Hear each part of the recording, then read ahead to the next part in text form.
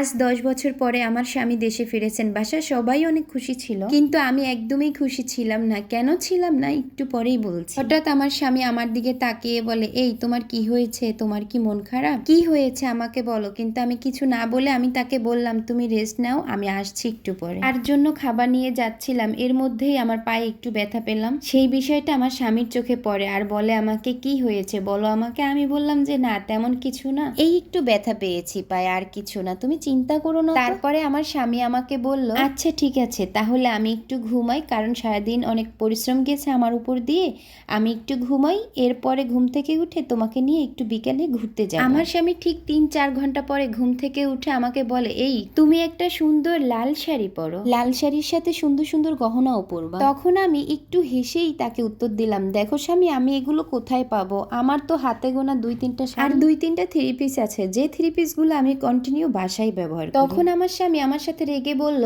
আমার সাথে মজা করো না, তোমাকে যেটা বলেছি সেটাই করো। তখন আমিও তাকে বললাম, দেখো আমি তোমার সাথে মজা করতেছি না, যেটা সত্য সেটাই তোমাকে বলেছি। এখন মজা করছি না, এটাই সত্যি, আমি যেটা বলেছি এছাড়া আমার কাছে কিছুই না। আমি তো তোমার জন্য প্রতি মাসে টাকা পাঠাই, এরপরে তোমার হাত খরচের জন্য আলাদা করে 2000 টাকা আমি তো মায়ের কাছে তোমার জন্য সবকিছুই পাঠাই, এমনকি গত 2 মাস আগেও তো তোমার জন্য 1 লক্ষ টাকা একটা গহনা বানানোর জন্য। তাহলে আমি যে এত কিছু দিলাম এগুলো কোথায় গেল? তখন আমার স্বামীকে আমি একটু বিরক্ত হয়ে উত্তর দিলাম, দেখো আমার এগুলো কিছুই নেই, তো আমি যেতে পারবো না। ফোন দিলে তো শুধু একটা কথাই বলতে, আমার কিছুই লাগবে না, আমার সব কিছুই আছে, তাহলে এখন কোথায় গেল? এই কথাটা শোনার পরে আমার চোখে আর পানি ধরে রাখতে পারলাম না, মনের কষ্ট চোখে ঝরে পড়লো, অনেক জোরে কেঁদে ফেললাম। তখন আমি বললাম, দেখো আমাকে তোমার আম্মু কিছুই দেয়, তুমি যা কিছু দিয়েছো সবকিছুই তোমার মায়ের কাছে, যদি আমার কথা বিশ্বাস না হয় পাশের রুমে তোমার মা আছে, একটু ডেকে জিজ্ঞাসা করো। এই কথা শুনে আমার স্বামী তার মাকে ডাক দিল, আর তার মা মুহূর্তে আমার রুমে এসে হাজির হলো। এসে মা বলতেছে, কি হয়েছে বাবা, তুই এত তাড়াতাড়ি ঘুম থেকে কেন উঠলি?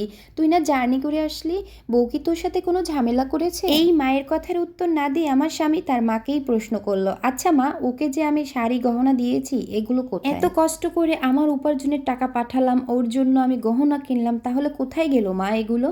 তখন তার মা কোনো উত্তরই না দিয়ে সে চুপ করে রইল। বাধ্য হয়ে শেষে আমি নিজেই উত্তর দিলাম। তখন আমার স্বামীকে আমি বললাম, দেখো তুমি বাহিরেতে যাওয়ার পরে তুমি যা যা পাঠিয়েছো আমাকে কিছুই দেওয়া হয়নি, বরঞ্চ আমাকে অনেক অত্যাচার করা হয়েছে। তুমি যা কিছুই দিয়েছো সব কিছুই তোমার মা বোন দুজনে ভাগ করে নিয়ে গেছে। আমার অসুস্থ শরীরে যদি কোনো কাজে ভুল হতো তাহলে তোমার বোন তোমার মা আমার সাথে কন্টিনিউ খারাপ ব্যবহার, শুধু খারাপ ব্যবহারেই তোমার বোন ক্ষান্ত হয়নি, তোমার ছোট বোন হয়ে আমার গায়ে কিভাবে হাত তুলে? বাকি রইল শাড়ি গহনার কথা। গত মাসে যে টাকাটা তুমি পাঠিয়েছিলে সেই টাকাটা দিয়ে তোমার বোন একটা আইফোন, যদি আমার কথা বিশ্বাস না হয়ে থাকে তোমার বোন সামনেই আছে, জিজ্ঞাসা করে দেখো। আর তুমি যে ঈদ কুরবানিতে যে টাকাটা পাঠাতে কেনাকাটার জন্য, সেই টাকাটা তারাই নিয়ে নিত, আর আমাকে বাড়ি বাড়ি করে যে মহিলারা জামা কাপড় নিয়ে আসে সেখান থেকে 400-500 টাকা দিয়ে আমাকে একটা ড্রেস কিনে দেওয়া হতো। তাদের একটা কথাই ছিল, মা বলতো আমার ছেলে এত কষ্ট করে ইনকাম করতেছে, ছেলে মানুষ করেছি আমি এত কষ্ট করে, তাহলে তুমি কেন ভোগ করবে?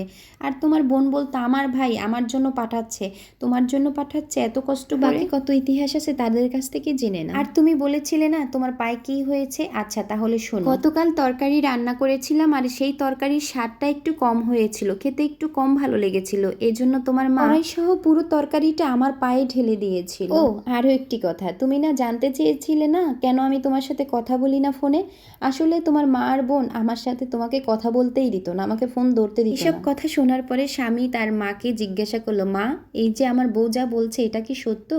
তখন আমার শাশুড়ি মা কোনো কথারই উত্তর দিতে পারে, কারণ তার কাছে কোনো উত্তরই ছিল না। এরপর আমার স্বামীকে শুধু আমি একটা কথাই বলেছি, দেখো অল্প খাবো বেশি খাবো, তুমি এই দেশ থেকে আর কখনোই যেতে পারবে না। আর এত কিছুর পরে আমার স্বামীও সেই প্রস্তাবটা মেনে নিল, সে বলল যে আমাকে ছেড়ে আর কখনোই যাবে না। কিন্তু প্রিয় দর্শক, আপনাদের উদ্দেশ্যে শুধু একটা কথাই বলবো, এখনো হাজারো নারীরা আছে যারা শ্বশুরবাড়িতে নির্যাতিত হয়, শাশুড়িরা প্রতিনিয়ত তাদেরকে টর্চার করে। আপনারা স্বামীরা যদি পাশে না থাকেন তাদের কি উপায় হবে?